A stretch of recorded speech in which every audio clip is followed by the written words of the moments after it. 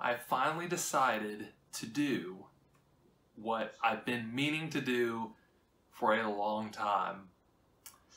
Over the years, I've struggled with weight.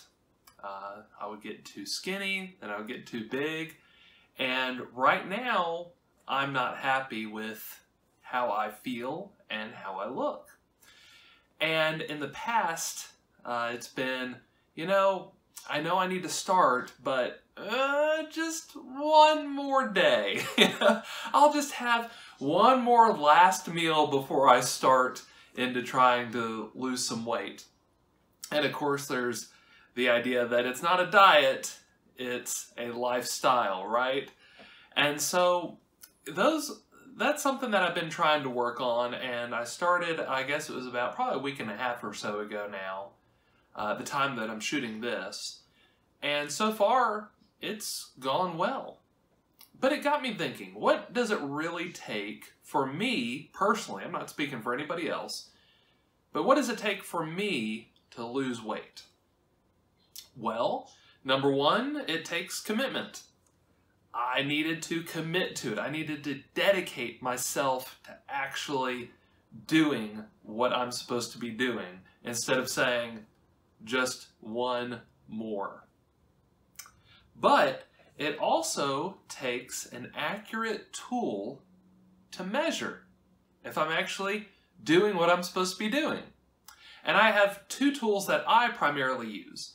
One is an app that I use to track what I'm eating, which holds me accountable. And I also have a scale that I weigh myself on. And in the past, it was where I would stop weighing myself every day, and I would kind of just have these other little checks that I would do to see if I was actually gaining weight.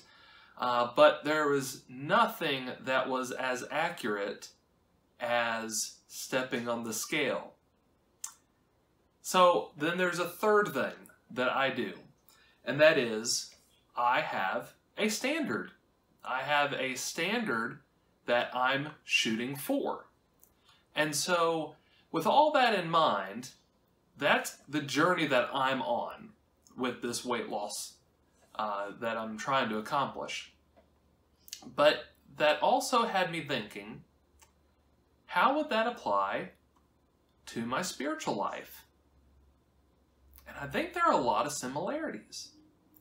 Because it's interesting in that if we're not careful, the weight that I put on didn't happen overnight, right? I didn't go from 180 to what I am now in 24 hours, right? Instead, it was a process. It was something that happened gradually and over time. And if we're not careful, the same thing can happen with sin, can't it? We go through life and maybe we allow this to creep in and that to creep in. And over time we say, well, I'll take care of it later. But that doesn't work, does it? Well, what about the idea of an accurate tool to measure?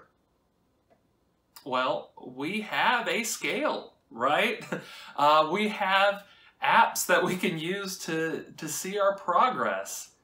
And of course, I'm talking about the scriptures. We have the scriptures to look into and to say, does my life, am I on the right track? When I read the book of Proverbs, is this me? When I look at Jesus, is that me? And that brings me to my third point. What's our standard? It's real easy when we just kind of say, well, I think I'm okay. But when we realize the standard that we have, we are to be like Christ. That's a high standard. And I think of passages like 1 John 1:7, as we walk in the light as he is in the light. I think about Christ's likeness, and that being our aim as I read Paul, or as I watch Jesus and how he interacts with individuals.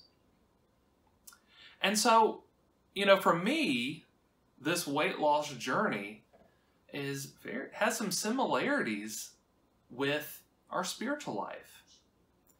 And so, you know, for me, I know that I need to lose some pounds.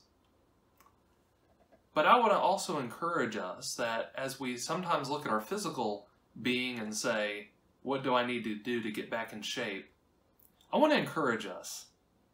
Let's do what we can. Let's commit ourselves. Let's use the right tool, right?